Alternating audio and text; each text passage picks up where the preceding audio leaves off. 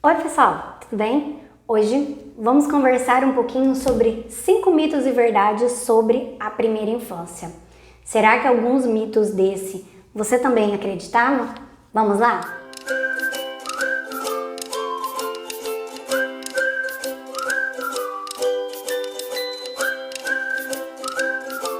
Oi, eu sou a Keila, bem-vindos de volta ao canal Movimenta Kids Sem Neura. Vamos falar um pouquinho sobre mitos na primeira infância e como existem mitos, não é verdade? Será que algum deles você também acreditava? Ou você achava que isso era realmente verdade sobre o desenvolvimento infantil na primeira infância e você estava carregando isso junto com você? Então, vim aqui hoje para desmistificar alguns mitos que existem na primeira infância sobre o desenvolvimento infantil das crianças. E aí, isso já tá te deixando louca? Você não tem mais onde guardar nenhum brinquedo? Toda hora ela quer um brinquedo novo? Ai meu Deus! Gente, isso não é verdade. Ter muitos brinquedos não garante o bom desenvolvimento da criança. Isso é um mito. Então, o que a gente tem que tomar cuidado com essa questão? As crianças têm sido assustadoramente invadidas com ter. Lá na escola, um amiguinho chega e olha o meu brinquedo. Aí o que ele faz quando chega em casa? Pai, quero. O que o pai faz ou a mãe? Dá. E o que a gente está ensinando para a criança? Consumismo, consumir por consumir, né? Então a gente tem que tomar cuidado com isso. Então, exageros de brinquedo na infância, em vez de ajudar o desenvolvimento da criança, pode atrapalhar, porque vai gerar ansiedade, vai gerar consumismo, vai gerar desorganização, porque se tem muito, dificilmente vai ter lugar para guardar tudo isso. Não é verdade? E fica a casa inteira cheia de brinquedos em todos os lugares. Você senta no sofá, quando você levanta e sente alguma coisa, tem um brinquedo ali escondidinho no meio das almofadas no sofá, certo? Então, gente, vamos sempre lembrar, quando pensarmos em brinquedos, que menos é mais. Então, qual que é a verdade? A verdade é que o brinquedo, ele é só um elemento para ajudar o desenvolvimento da criança, ele não é o principal foco. O principal foco são as experiências reais. Então, vamos já colocar em ação, diminuir a quantidade de brinquedos. Convide seu filho, conte para ele que existem muitas crianças que precisam e começa a tirar aqueles brinquedos que a criança não está usando muito e vamos doar. E só ficar com o essencial. E toda vez que você for fazer uma compra de um brinquedo, sempre pense: é necessário? Precisa mesmo? Vai gerar engajamento na criança? Esse brinquedo vai fazer com que ela brinque ou é um brinquedo que vai brincar sozinho? Se for, fuja desses brinquedos. Mito 2. A criança só desenvolve independência depois dos 10 anos. Por exemplo, um copo de água e lá no bebedouro colocar uma água para beber. Não, uma criança de 3 anos não pode, ou de 2 anos, não pode fazer isso porque ela não vai conseguir, ela vai se molhar, não dá para ela beber no copo porque senão isso, aquilo. Gente, independência se aprende muito cedo, não é depois dos 10 anos. Então nós devemos tomar muito cuidado com o quanto a gente está colocando a capacidade da criança lá no chão. Porque quando a gente fala assim, não pega água porque você não consegue, a gente está falando para ela, você é incapaz. Pode deixar que eu faço por você, você é incapaz. E aí, será que a gente está realmente ajudando o desenvolvimento da criança ou estamos regredindo ela? Então, gente, isso é um mito. Independência é algo que a criança pode ter desde novinha. É claro que cada faixa etária tem coisas adequadas para ela conseguir, mas uma criança de 3 anos sim, consegue ir num bebedouro e pegar a água. É claro, né, que depende aí da altura dele, o tipo de bebedouro, mas tem alguma coisa que a criança vai conseguir fazer sim, sem ajuda nossa. Isso é mais uma questão de exagero de proteção nossa do que falta de capacidade das crianças. Então, isso é mito e estimule mais a independência da sua criança, porque você está ajudando ela no seu bom desenvolvimento infantil. O uso do andador é bom para estimular a criança a andar. Não é verdade isso, gente. O andador tem vários prejuízos. Vou citar 4 deles. Primeiro, que o andador pode enroscar em tapetes, em panos, e aí a criança pode cair tentando andar e não consegue. O andador também pode fazer com que a criança, pelo tamanho que fica, bata na quina dos móveis. Então isso não é legal. Também atrapalha o desenvolvimento das articulações dos membros inferiores e pode causar luxação no quadril. Também o andador, a posição dele, que a criança fica lá, atrapalha o bom desenvolvimento do caminhar da criança. Então isso não ajuda não.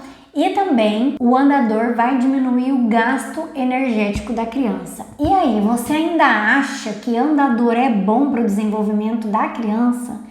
Cuidado que com a facilidade para você, né? Porque é muito fácil, né? Deixar a criança no andador te ajuda muito no seu dia a dia.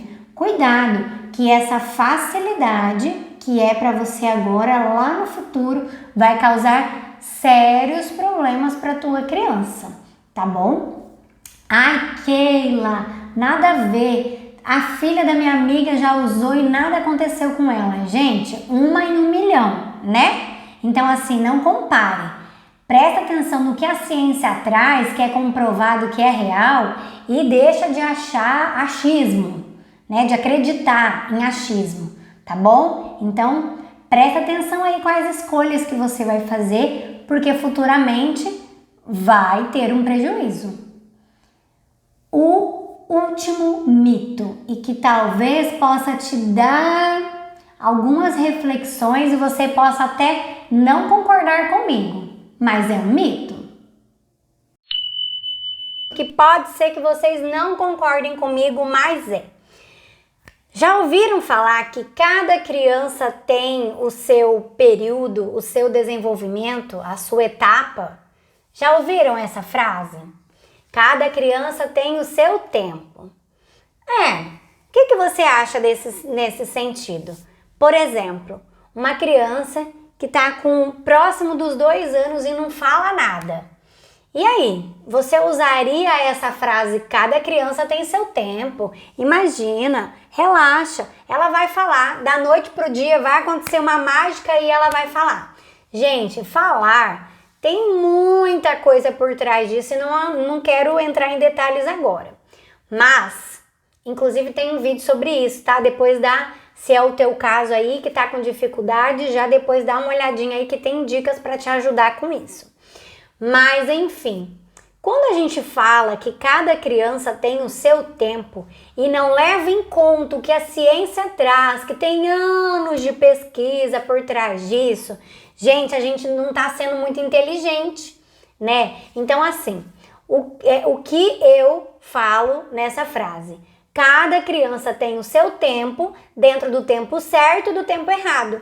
Por quê? Porque quando uma criança atingiu uma etapa dos marcos do desenvolvimento, e os marcos do desenvolvimento existem, não é pra gente comparar a nossa criança quanto a ser ruim ou ser boa, são uma base que nos dá pra gente saber se a criança está atingindo o desenvolvimento de forma adequada e que realmente tem um tempo para cada criança. Sim, por exemplo, nem toda criança senta, engatinha, anda e fala na mesma faixa etária. Ou exatamente lá naquele período que o marco do desenvolvimento nos traz. Mas esse marco do desenvolvimento nos serve como base, como alerta, para a gente ficar de olho no desenvolvimento da criança. E que se a gente vir qualquer coisa diferente, qualquer atraso mínimo que acender uma luzinha, a gente precisa sim começar com a estimulação precoce, ou a estimulação oportuna. E estimulação precoce não é para crianças atípicas não, inclusive crianças típicas. Tem muitas crianças que por conta de telas estão atrasando na fala, porque tem tanta tela na vida dela que ela não está tendo desenvolvimento para fala e precisa sim de estimulação para que isso aconteça. Tá bom, gente? Então vocês entenderam que é mito quando a gente fala nesse sentido de que passou do marco do desenvolvimento, passou muito tempo, passou 6 meses e não falou, por exemplo, que foi o exemplo, tem alguma coisa errada aí. Então é pra gente olhar, não é pra ficar desesperado, não é por aí pra sair correndo, pra ficar louca, não. Mas é um alerta para procurar um profissional adequado para ajudar. No caso da fala, procura quem? Um fonoaudiólogo infantil, não é mesmo? Tá bom, gente? Então, isso é o que eu queria falar para vocês dentro dessa frase. Cada criança tem o seu tempo, tá bom? E outra, também a gente não precisa acelerar nada, né? Não precisa fazer com que crianças aos 3 anos já estejam escrevendo. Gente, a gente também tem que respeitar a fase, porque precisa muita coisa acontecer cognitiva, neurologicamente e de forma motora para a criança escrever. Então, a gente tem que cuidar com os excessos, para mais e para menos, certo? Entenderam esses 5 mitos? E aí, curtiu? Algum desses mitos tinha te pego? Você não sabia que era mito? Deixa aí para mim o seu joinha que você me ajuda muito. Se você gostou desse conteúdo, conta para mim nos comentários qual desse mito é o que te pegou mais de surpresa, que você não sabia, e o que, se você quer ajuda para saber lidar com alguma dessas situações, também deixa aí embaixo que eu respondo e te ajudo. E por favor, considere se inscrever no canal Movimenta Kids Sem Neura, pois assim você me ajuda, que o YouTube entende que esse canal é relevante e entrega para outras mamães, para que elas também não tenham neura no desenvolvimento infantil das suas crianças e tenham aí uma maternidade tranquila e as crianças tenham um bom desenvolvimento, muito movimento na infância delas, tá? Eu fico por aqui, um beijo!